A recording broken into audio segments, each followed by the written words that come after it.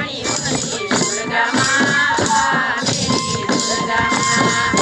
होली दुर्गा माँ मेरी दुर्गा माँ। रेडियो केदार 91.2 FM पर ते आज का ये खास कार्यक्रम बात पहाड़ों की माँ हम आपने मिलौंदा यानी एक भक्ति भाव से भरी माँ चंडिका की। जैसा कि आप देख पा रहे हैं इस वक्त मेरे साथ रेडियो केदार के श्री भुवन देवराड़ी जी जो प्रभारी हैं और वरिष्ठ पत्रकार हैं वो बैठे हैं। आइए जानते हैं उन्हीं से इस रेडियो केंद्र की गतिविधियों पर। सर ये कब से स्थापित यहाँ पर है? सबसे पहले तो बरतवाल जी आपका रेडियो केदार के स्टूडियो में स्वागत है और बहुत अच्छा लगा कि आप आज यहाँ पे हमसे मिलने आए हैं और पहले भी आपसे जो मुलाकातें हुई हैं काफ़ी कुछ सीखने को मिला है। रेडियो स्टेशन की बात करूँ तो इसे पिछले 3-4 साल से लगभग शुरू होने की जो प्रोसेस थी वो शुरू हो चुकी थी और पिछले 1.5-2 साल से हम लगातार प्रसारण कर पा रहे हैं। बेसिकली ये एक कम्युनिटी रेडियो स्टेशन है। इसका मतलब है कि एक सामुदायिक रेडियो स्टेशन है, रेडियो केंद्र है और हमारा मुख्य उद्देश्य जो है कम्युनिटी रेडियो का वो ये है कि जो हमारे आसपास की कम्युनिटी है उसकी शिक्षा के लिए, उसकी जागरूकता के लिए और उसको सूचनाओं का तेज़ी से संप्रेषण हो, इसके प्रयास के लिए ये रेडियो स्टेशन की स्थापना हुई है। साथ ही जो दैनिक लाइफ स्टाइल है पहाड़ों की और हमारे आसपास का जो क्षेत्र है उसमें क्या क्या समस्याएं हैं वो तो रहेंगी ही, लेकिन उनको किस तरह से उनका समाधान हो सकता है। ख़ासतौर पे कृषि बाहुल्य क्षेत्र है, पशुपालन बाहुल्य क्षेत्र है और कृषि में नई नई तकनीकें हर रोज़ आ रही हैं, पशुपालन के नए नए तरीके आ रहे हैं, किस तरह से आप अपने पशुओं को बेहतर कर सकते हैं, उनसे ज़्यादा उत्पादन ले सकते हैं या फिर खेती में कैसे ज़्यादा उत्पादन ले सकते हैं। तो उन तकनीकों को लोगों तक पहुंचाना, लोगों का फीडबैक लेना और साथ में जो जागरूकता के कार्यक्रम हैं उन जागरूकता कार्यक्रमों को लेकर श्रोताओं तक जाना। और उससे भी महत्वपूर्ण बात बरतवाल जी, चूँकि आप भी इसी क्षेत्र के रहने वाले हैं और हमारे पहाड़ों में ये दुर्भाग्य रहा है कि बहुत सारी प्रतिभाएँ हमारे पहाड़ों में हैं लेकिन उनको कभी मंच नहीं मिल पाता है। मैं बहुत सारी महिलाओं को देखता हूँ जो कि गाँव में आपके जो ये आपका भजन कीर्तन मंडली की सदस्या हैं, बहुत अच्छा भजन गाती हैं, खुद लिखती भी हैं। साथ में जो खुदेड़ गीत हैं बुजुर्ग महिलाएं हैं वो गाती हैं, अच्छी आवाज़ भी है, लेकिन दुर्भाग्य ये रहा कि कभी उनको एक मौका नहीं मिला, मंच नहीं मिला।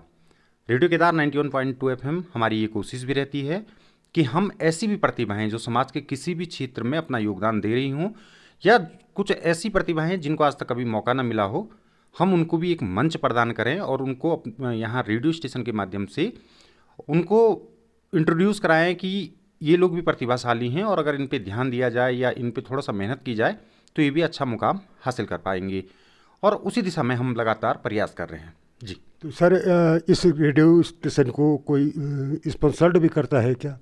देखिए ये कम्युनिटी रेडियो स्टेशन है और कम्युनिटी रेडियो स्टेशन के जो खोलने के जो नियम कायदे होते हैं, सबसे पहले तो मैं आपको बताऊं कि सूचना एवं प्रसारण मंत्रालय इसके लिए लाइसेंस जारी करता है। लाइसेंस जो जारी किया जाता है वो 1 साल की अवधि के लिए किया जाता है और उसके बाद उसको हर साल रिन्यू कराना पड़ता है।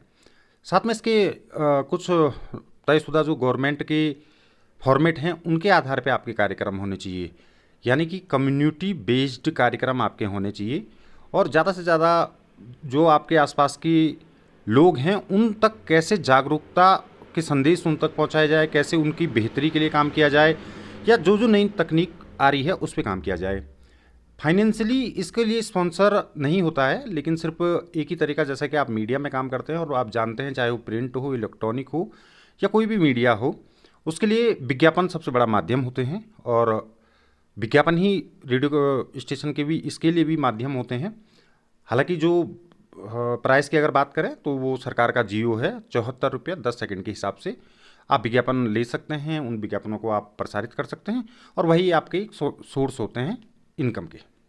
तो सर जैसे कि हमारे दर्शक केवल रेडियो पे आपकी आवाज़ सुनते थे, आज वो चाहेंगे कि प्रत्यक्ष आप वीडियो के माध्यम से जो आपकी ब्रॉडकास्टिंग होती है उसका एक उदाहरण पेश करेंगे।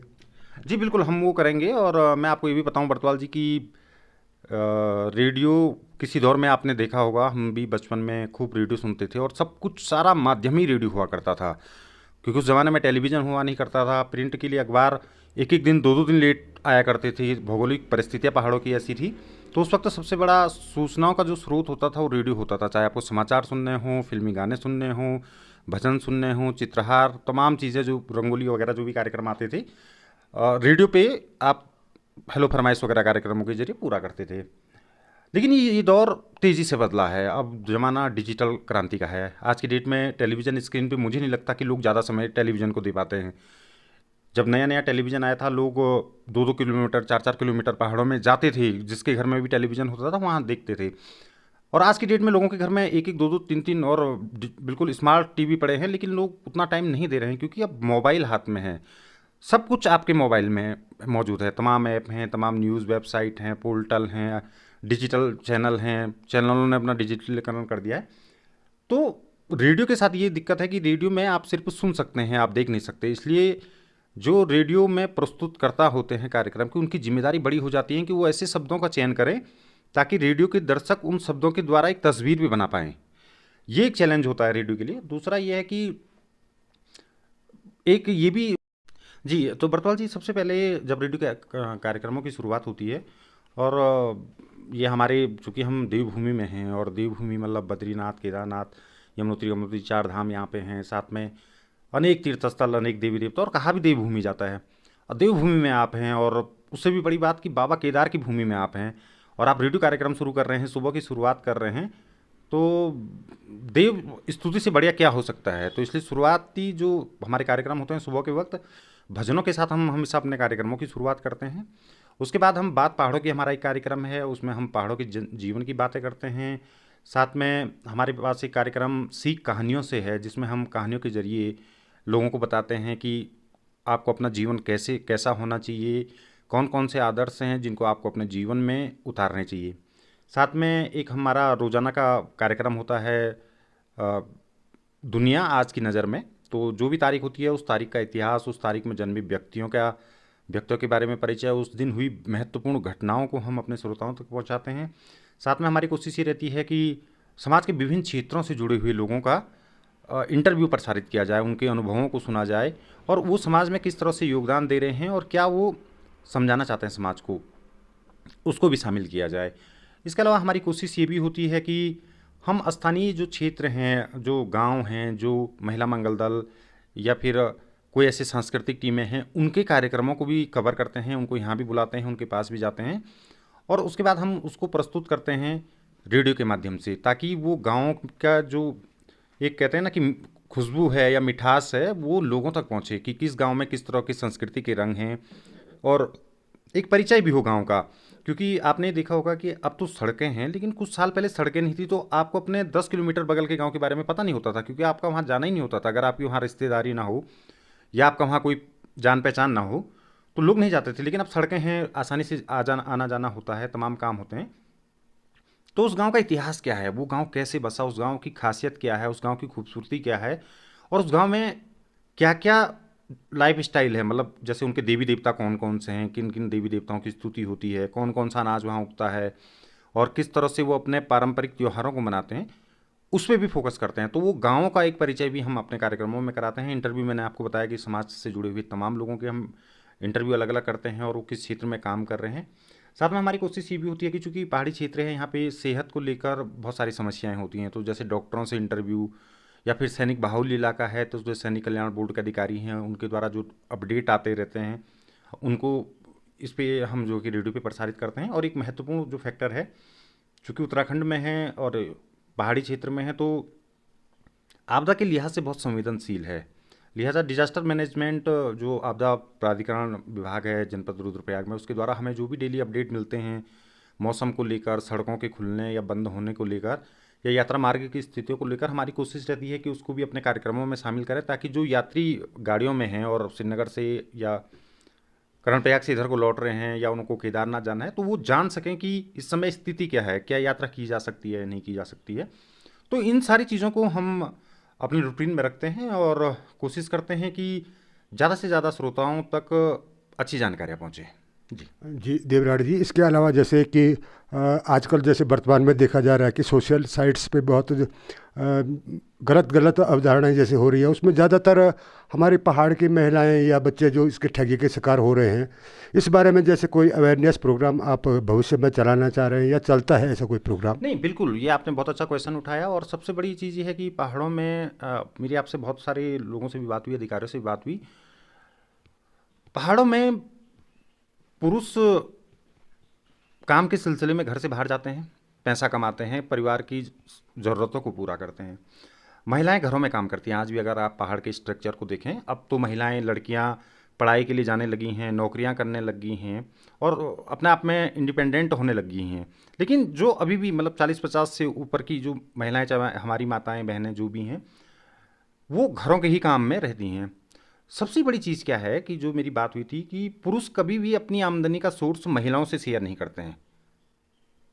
आपने कभी भी ये नहीं सुना होगा, अब भले ही अब करने लगे हों, लेकिन पहले 10-15 साल पहले जो स्थितियाँ थी, पुरुष कितना इन्वेस्ट कर रहा है, कितना पैसा कमा रहा है, कहाँ उसको जमा करके रख रहा है, किसके नाम पे रख रहा है, ये कभी नहीं बताया जाता था और महिलाओं को उससे ज़्यादा मतलब भी नहीं रहता था।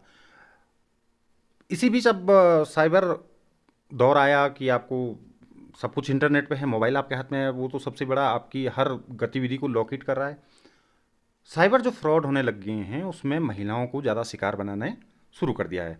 पुरुष भी शिकार बन रहे हैं, लेकिन चूंकि महिलाओं के पास उतनी जानकारी है नहीं। अब किसी ने फ़ोन किया, कहा जी मैं बैंक से बोल रहा हूँ, आपके हस्बैंड कहाँ हैं? उन्होंने कहा जी खेत गए हैं। कहा जी उनका वो एटीएम रखा होगा, वो एटीएम का नंबर बताओ, उनका तो एटीएम बंद होने वाला है, उनका तो हम खाता बंद कर रहे हैं, ये कर रहे हैं। और महिला चूंकि वो ज़्यादा जानती नहीं है, उसने कहा कि अरे आप बैंक से बोल रहे हैं, ठीक है आप ये नंबर नोट कीजिए, ओटीपी कहा वो आपके मोबाइल पे ये ओटीपी आया होगा, ये भी बताओ, ये नंबर भी बताओ, और दे दिया। इसके लिए हमने कोशिश ये की कि हमने स्थानीय चौकी प्रभारी जो यहाँ पे हैं दुर्गाधार में, उनको हम अक्सर बुलाते हैं। उनके द्वारा भी हमने इंटरव्यू कराए हैं कि किस तरह से आपके साथ साइबर फ्रॉड हो सकता है। बैंक के नाम पे, आपको पोस्ट ऑफिस के नाम पे, आपके कार्ड को रिन्यू कराने के नाम पे, आपके अकाउंट में गड़बड़ हो गई है उसके नाम पे, या आपको, अब तो एआई का ज़माना आ गया है, आर्टिफिशियल इंटेलिजेंस का ज़माना आ गया है। और बरतौल जी मैं ये बताना चाहूँगा अपने श्रोताओं को या अपने जो आपके जो दर्शक हैं, अगर आपके पास किसी अनजान नंबर से आपके किसी परिचित का फ़ोन आए, अनजान नंबर है यानी आपका जो परिचित है उसका नंबर आप पे सेव है, लेकिन वो अपने फ़ोन से नहीं कर रहा है बल्कि किसी अनजान नंबर से कर रहा है, और वो आपको फ़ोन करके कह दे कि मेरा बहुत बड़ा एक्सीडेंट हो गया है और मेरे को बहुत चोट लगी है और मेरे पास पैसे भी नहीं हैं, मैं आपको एक अकाउंट नंबर दे रहा हूँ, इस पर आप जल्दी से 10,000 रुपये भिजवाओ क्योंकि मेरा पर्स वगैरह एटीएम सब खो गया है और फ़ोन भी खो गया है। अब किसी परिचित का है तो आदमी घबरा के कहेगा कि यार मुश्किल में है, और आवाज़ तो उसी की है, पहचान में आ रहा है साफ साफ आवाज़, और आप जल्दी से गए, आपने उस व्यवस्था करके उस पर अकाउंट पे पैसे डाल दिए। ये आपके साथ ठगी हो सकती है। ये ठगी ऐसे हो सकती है कि आपने कई बार देखा होगा कि आपके फ़ोन पे कॉल आती है अनजान नंबर से, आप इधर से हेलो हेलो, कौन बोल रहा है, किससे बात करनी है, ये बोलते रहते हैं, दूसरी तरफ से आवाज़ नहीं आती है और फिर फ़ोन कट जाता है। आपका इतना बोलना किसी अनजान कॉल पे, जबकि दूसरी तरफ से आवाज़ नहीं आ रही है, अगर हेलो बोलने के बाद भी आपको जवाब नहीं मिल रहा है तो आप फ़ोन काट दीजिए। नंबर तक जो प्रोग्राम है वो किस प्रकार से प्रसारित किए जाते हैं, आइए दिखाते हैं आपको कि कैसे प्रसारित किए जाते हैं। ये स्टूडियो है और सर यहाँ पे बैठे हैं। सर जी, हमारे दर्शकों को बताइए कि आप किस तरह से, क्योंकि विजुअल में और ऑडियो में बहुत फ़र्क पड़ जाता है, तो हमारे दर्शक चाहेंगे कि आप किस तरीके से रेडियो के द्वारा की आवाज़ आप तक पहुँचाते हैं। हाँ, तो सबसे पहले मैं आपसे कहूँगा कि आप दिखाएं थोड़ा सा, ये कंप्यूटर स्क्रीन है जैसे है, तो सबसे पहले ये कंसोल आपको ओपन करना होता है और मुख्यतः साउंड की रिकॉर्डिंग इसी से होती है। तो जैसे कि आप देख रहे होंगे ये अलग अलग माइकों के आपके हैं, और ये आपके स्पीकर वगैरह के लिए जो तार गए हैं। तो ये मास्टर माइक है, नंबर मतलब जो कि नंबर 1 की पोजीशन पे है, और ज़्यादातर जो कार्यक्रम हमारे सिंगल इंटरव्यू के होते हैं वो इसी से होते हैं। लेकिन अगर मानिए कि 5-6 लोग एक साथ हैं और हमें उनसे चर्चा करनी है या ग्रुप डिस्कशन करना है, तो उसके लिए फिर जो सामने स्टूडियो है वहाँ पे माइक गए हुए हैं, तो वहाँ पे हम एडिशनल माइक लगा के 5-6 लोगों के एक साथ इंटरव्यू कर सकते हैं। और अलग अलग सॉफ्टवेयर होते हैं, वो तो आप जानते ही होंगे कि वॉइस रिकॉर्डिंग का अलग अलग सॉफ्टवेयर होता है। तो जैसे एक सॉफ्टवेयर मैंने ये खोला है, तो अब इसको कमांड देनी होगी, और अगर हमें रिकॉर्ड करना है तो हम इसको ऑडियो फाइल्स में करके कर सकते हैं। Hello, hello hello hello hello hello hello. तो इस तरीके से अगर आप करेंगे जैसे टेस्टिंग के तौर पे, तो अगर मैं इसको प्ले करना चाहूँ तो hello hello hello hello hello hello, तो इस तरीके से ये रिकॉर्ड होना शुरू हो जाता है। हेलो, मैं थोड़ा सा ये आपको हेलो करके भी बताता हूँ।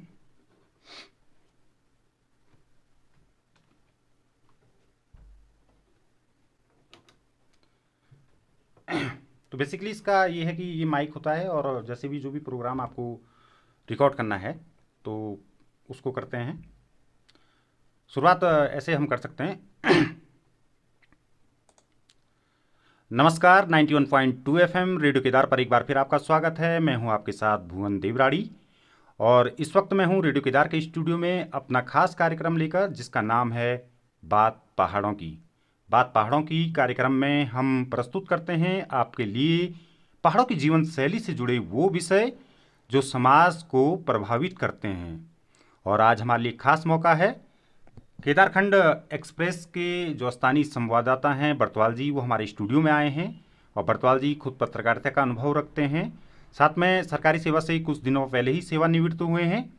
और आपने देखा होगा पहाड़ों की जीवन शैली में सेवानिवृत्ति के बाद आराम और घर की जिम्मेदारियों को निभाने का वक्त आता है, लेकिन बरतवाल जी उन जिम्मेदारियों के साथ साथ समाज के प्रति अपनी एक और जिम्मेदारी को निभा रहे हैं। इस समय वो केदारखंड एक्सप्रेस के लिए न्यूज़ रिपोर्टिंग का काम कर रहे हैं, और तल्ला नागपुर का ये जो क्षेत्र है, यहाँ पे समाज से जुड़ी हुई हर समस्या या फिर हर वो सकारात्मक खबर जो आप तक पहुँचनी चाहिए, उसको आप तक पहुँचा रहे हैं। तो बरताल जी का स्वागत है रेडियो केदार 91.2 एफएम के स्टूडियो में, और हम कोशिश करेंगे कि एक बढ़िया सा इंटरव्यू बरताल जी के साथ आपके लिए लेकर आएँ, ताकि आप भी उनके अनुभवों से सीख ले सकें। धन्यवाद। जैसा कि आप केवल रेडियो केदार को न केवल सुन सकते हैं, बल्कि यूट्यूब के माध्यम से उसको देख भी सकते हैं। मैं कैमरामैन से कहूँगा कि ज़रा क्लोजअप में दिखाएं कि किस तरीके से यूट्यूब में आपके प्रोग्राम प्रसारित होते हैं। गढ़वाल में गांव परिवार खाली होन बैठी दूरो, तो काफी समझदार यो गढ़वाले होन बैठी दूरो। गढ़वाल में गांव परिवार खाली होन बैठी दूरो, और काफी समझदार यो गढ़वाले होन बैठी दूरो। मन की देहरादून बसी और कूड़ी पर डोटाल फंसी।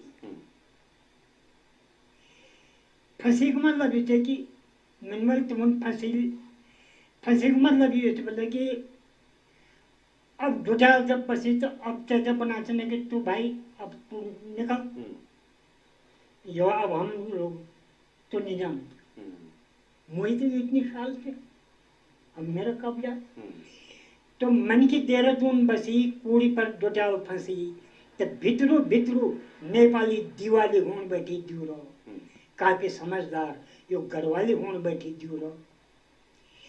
पोट की भीतर ऐसी लोग और आयरन गोली चली। पोट की भीतर ऐसी लोग और आयरन गोली चली, और डेरी भर लोखरे भजाली होन बैठी दूरो। काफी समझदार यो गढ़वाली होन बैठी दूरो। सभ्यता पर कूड़ी लगी। पा रहे होंगे तो एक और प्रस्तुति भजन के माध्यम से रेडियो केदार की। दुर्गा माँ मेरी दुर्गा माँ,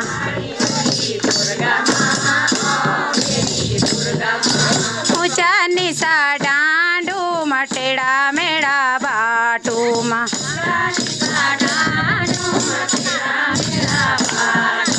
आनी होली दुर्गा माँ मेरी दुर्गा माँ,